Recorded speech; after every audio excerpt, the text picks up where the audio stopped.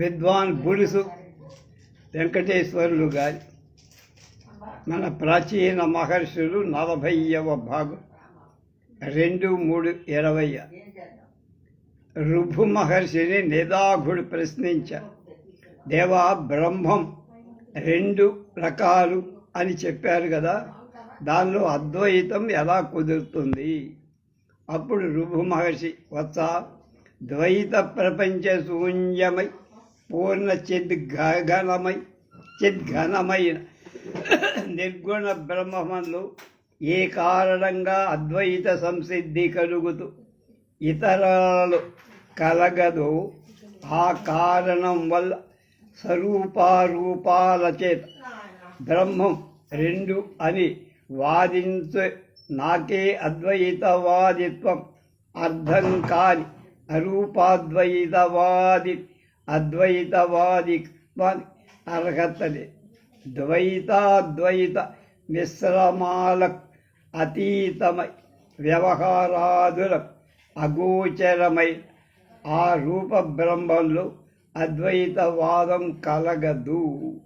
పోయి జాగ్రత్త అవస్థలో ఉండే స్థూలదేహం అన్నమయ కోశంగా, స్వప్నావస్థలో ఉండే సూక్ష్మదేహం ప్రాణమనో విజ్ఞానమయ కోశాలుగా గ్రహించ, సుషుప్తి అవస్థలో ఉండే కారణదేహ ఆనందమయ కోశంగా, తురీయంలో శరీరమైన కోశవర్జితాలను కూటస్థుడిగా తిరుగు. ఆ కూటస్థుడి మాయచే మోహితాత్ముడై చిదాభాస రూపంలో దేహంలో ఉండి సర్వకర్మలు చేస్తున్న స్త్రీ అన్నపానాది విచిత్ర భోగాల చేత జాగ్రత్త అవస్థలో తృప్తి పడుతున్న జీవుడు మాయ చేత కల్పితమైన సంసార రూప స్వప్న అవస్థలో సుఖ దుఃఖ భోక్త అవుతుంది. సుషుప్తి చేడ ఇంద్రియాలలో లయింపగా అజ్ఞానాంధకార తిరస్కృతుడై సుఖరూపంలో ఉన్న ఈ జీవుడే పూర్వజన్మ కర్మ సంబంధం వల్ల సుషుప్తి నుండి జాగ్రత్త అవస్థ పొందుతాడు. శరీరత్రయంలో క్రీడించే జీవుడి వల్ల చిత్రాది చిత్ర కృత్యాలు చెయ్యబడు. ఏ చిదాత్మలో శరీరత్రయం లయం అందుతుందో, ఏది సర్వ వేదాంత రహస్య తత్వము, ఏది పరిపూర్ణ చైతన్య రూపంలో చిదాభాసుడి నిజస్వరూపము, అది సర్వాధారానందాఖండ బోధస్వరం. ఈ చిదాత్మలాగానే ప్రాణం ఉన్న సర్వేంద్రియాలు పంచభూతాలు అవుతున్నాయి. ఏ చిదాత్మ పరబ్రహ్మస్వరూపము సూక్ష్మాతి సూక్ష్మము నిత్యము అదేను. దివ్వే అది జాగ్రత్త స్వప్న సుషుప్త్యాది ప్రపంచం ఏ చిద్రూపం ప్రకాశింపచేస్తోందో ఆ బ్రహ్మాన్ని నేనే అని ఎరిగితే సర్వబంధాలు పోతాయి. 3 శరీరాలలో భోజ్య భోక్తృ భోగాదులన్నిటికీ వివక్షలు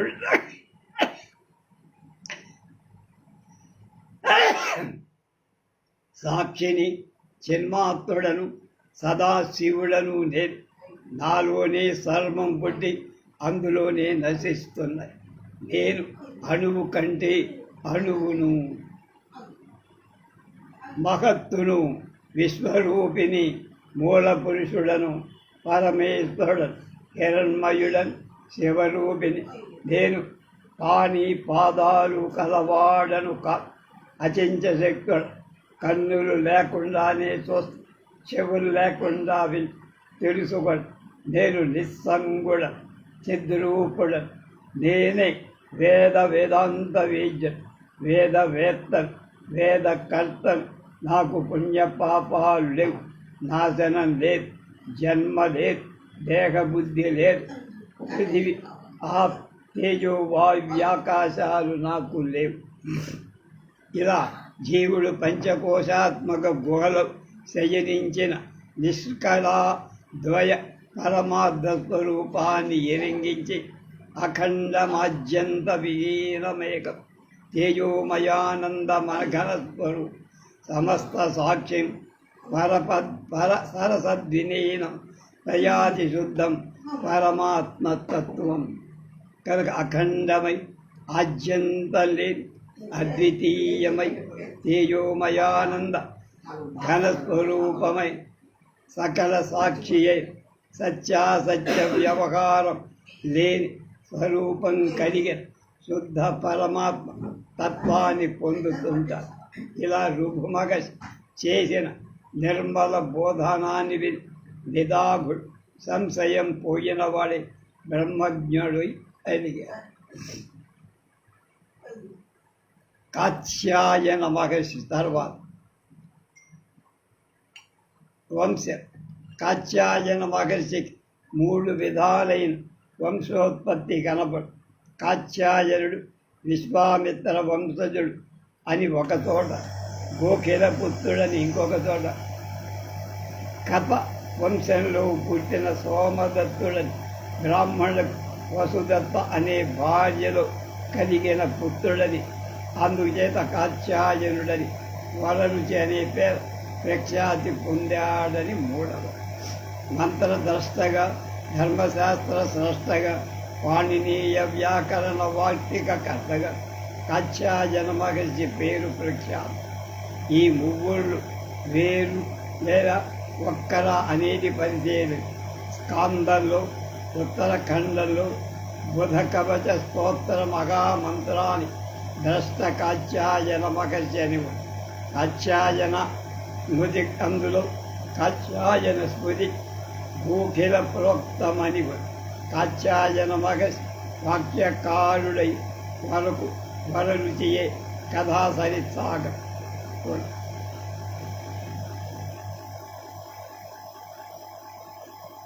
పుట్టుక. ఒకప్పుడు పార్వతీ పరమేశ్వరుడు భయభక్తియుక్తులకు పుష్పదంతుడని మహనీయుడు పూజ చేస్తున్నాడు. అతడు గంధర్వుడు.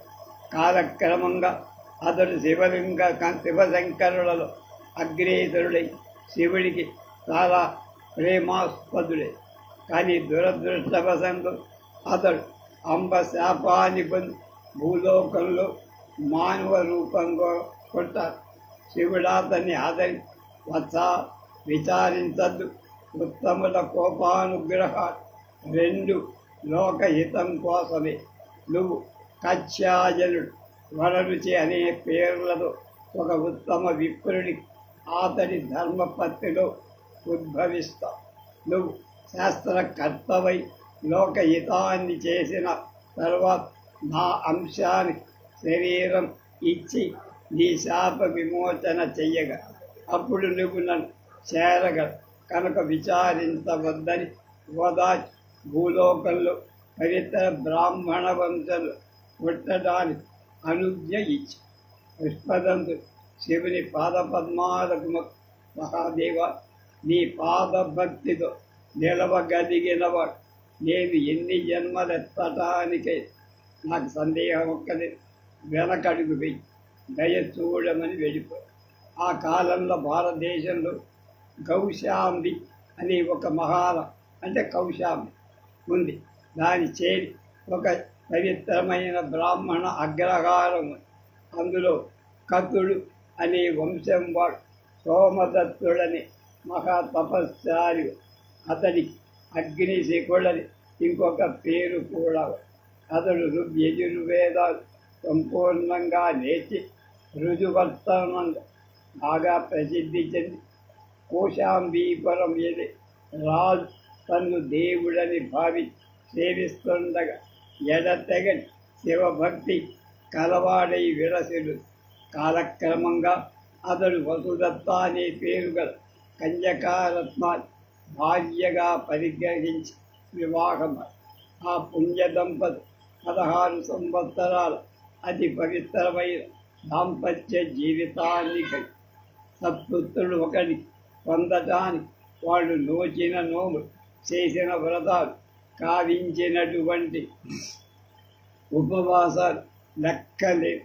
అలా ఉండగా వంశానుగా అంబశాపం ఈశ్వరుడి ఓదార్పు వల్ల పుష్పదంతుడని శివశంకరుడు సోమదత్తుడి చేరి వసుదత్త గర్భంలో ప్రవేశ శుక్లపక్ష చంద్రుడిలా ఆమె గర్భం పెరిగి నవమాసాలు నిండాక పుష్పదంతుడు కుమారుడుగా పుట్టి ఆ పుణ్య దంపతుల ఆనందాన్ని అవధిలే సోమదత్తుడు అతనికి జాతకర్మాదులన్నీ చేసి కాత్యాయనుడని వరరుచి అని పేరు అతని కతుని వంశం వాడవటం చే కాత్యాయునుడని మంచి తేజస్వి అవటం చే వరరుచి అంటే కాంతి కాలవాడని 2 పేర్లు అతని అన్వర్ధంగా సరి. అప్పుడు ఆకాశవాణి ఆనంద అతిశయంలో వీడు శృతధరుడు అవుతాడు. వర్షుని శిష్యుడై వ్యాకరణ శాస్త్రాన్ని వృద్ధి చేస్తారు.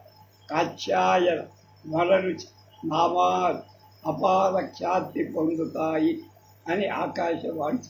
సోమదత్తుడు అలాంటి పుత్రుడు ఉద్భవించినందు అమిత ఆనందాన్ని కాలక్రమంలో బాలుడికి 5వ ఏడు రాగానే సోమదత్తుడు మరణి.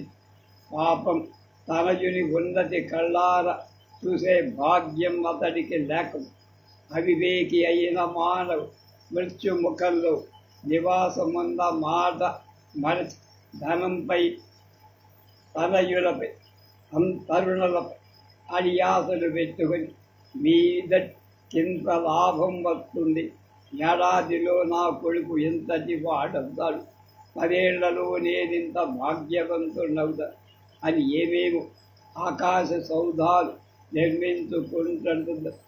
ఏ రాత్రో ఇహలోకాన్ని విడిచిన వాడవుతాడు మనిషి. ఎవడే చేసేదిలా చిన్నారి బిడ్డను పెంచుకుంటూ వసుదత్త భర్తృమరణ దుఃఖాన్ని దిగమింగుకొని కాలం గడుపు.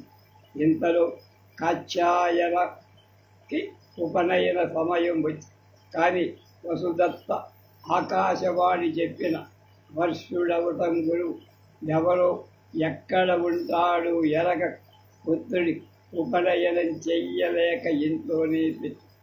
ఆ కాలంలో వేతస మనుపురంలో 2 అన్నదమ్ములు ఉండి వాళ్ళు మహావిద్వాం. ఒకడు దేవస్వామి, 2వ వాడు కలంభుడు.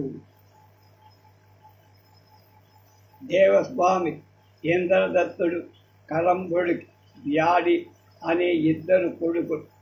ఆ తర్వాత కలంభుడు చనిపోయి ఆ ఎడబాటు సహింపలే అన్నయ్యే దేవస్వామి కూడా మహాప్రస్థానం చేసి దేహత్యాగం చేసి వాళ్ళిద్దరి భార్యలు వెంటనే సహగమనం చేసి ఆ బాలుడిద్దరు అనాథలై తండ్రులు విద్యా విశేషాలు విని పాపం పడి పండితుడుగా తన కుమారస్వామిని గురించి తపస్సు చెయ్యటం ప్రారంభించాడు. కొన్నాళ్ళకు అతడు వాళ్ళకి ప్రత్యక్షమై పాటలీపుత్రంలో గల వర్ష్యుడు అనే గురువు వల్ల సకల విద్యలు లభిస్తాయని చెప్పి వెళ్ళిపోయి ఆ మాటలు విని ఆ బాలురిద్దరు బయలుదేరి పాటలీపుత్రం చే పట్నం. అక్కడ వాడు వర్షులని ఉపాధ్యాయుని చేరి వాకపు చేశారు. వర్షోపాధ్యాయుడు ఎక్కడున్నారో అడుగుతున్నారు. వర్షుడని మూర్ఖుడొకడు మా ఊర్లోనే ఉన్నాడు, కానీ వర్షోపాధ్యాయుడు ఎవడు మా ఊర్లో లేడన్నారు. ఆ బాలుడా మాటలు విని పోనిండు మూర్ఖుడో జ్ఞానం, ఆయన ఇల్లెక్కడా అని అడిగారు. వారొక జీర్ణ పర్ణశాలను చూపించగా ఈ 2 అందులోకి వెళ్ళి వర్షుని భార్యను చూసి, అమ్మా వర్షోపాధ్యాయుడు ఇల్లు ఇదేనా అని ఆత్రంగా అవునని ఆమె తెలపగా బాలుడు అమిత ఆనందం పొంది తమ సంగతి చెప్పి వర్షుని గురి పౌరులు మూర్ఖుడని అంటానికి కారణమేమన్నారు.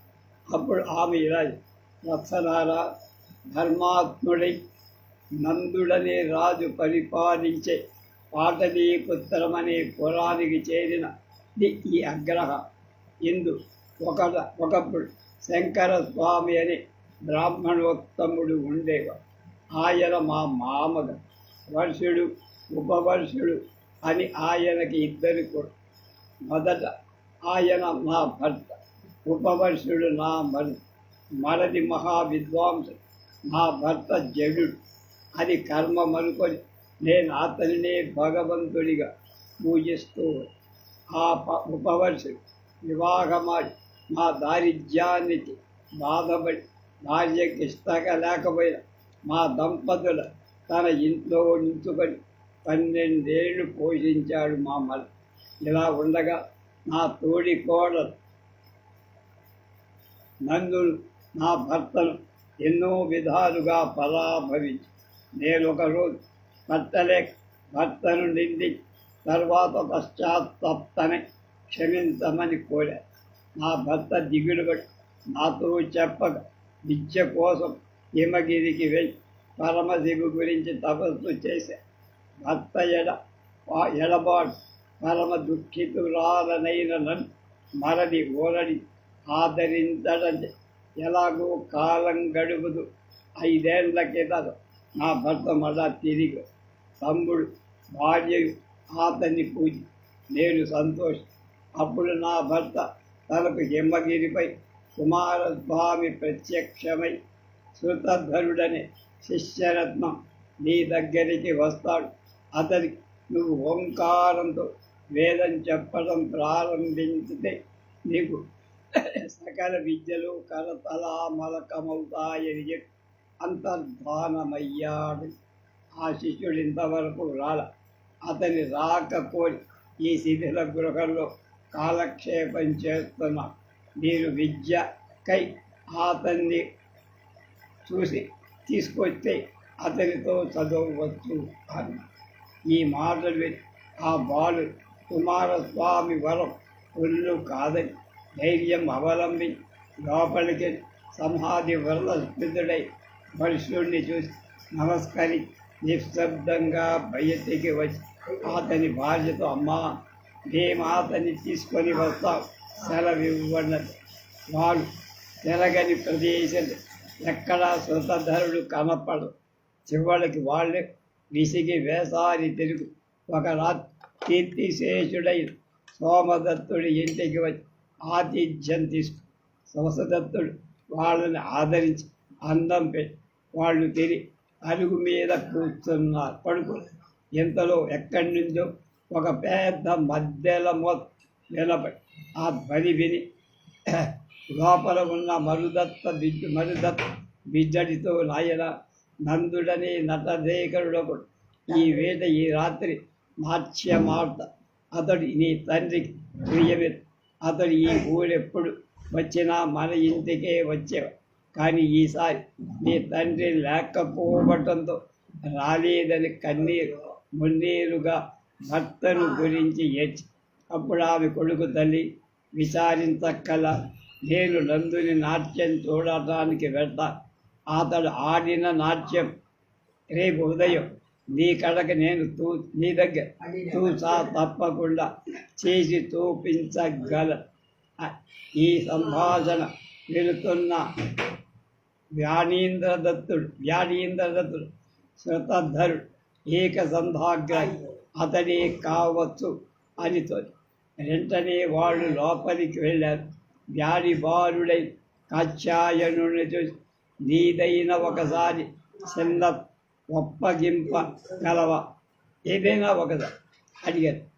అని బదులు అతని తల్లి అతడు బాల్యను ఏకసంధాగ్రాహిగానే ఉన్నాడని వ్యాడి ఒక ప్రాతిసాక్ష్యం చదివి అప్పగించమంటే బాలుడైన కాత్యాయుడు తడువుకోకుండా తప్పు లేకుండా వ్యాడి చంద్రదత్ మరో రథం మనోరథం తీరదున్న అది ఆనంది కాత్యాయని దగ్గరికి ఆ రాత్రి నాట్యానికి నాట్యమైనంత ముగ్గురు తిరిగి ఇంటికి పోయి మర్నాడు ఉదయమే కాత్యాయ రాత్రి నాట్య వాద్య సంగీతాలు అన్నిటిని తూచా తప్పకుండా తల్లి ఎదుట ప్రదర్శి రాత్రి నందుని వాక్యాన్ని ఈతని నాట్యానికి ఈషద్భేదం కూడా లేని కారణంగా వ్యాడీంద్రదత్ అమితానందం పొంది తమ సంగతి అంతా తల్లికి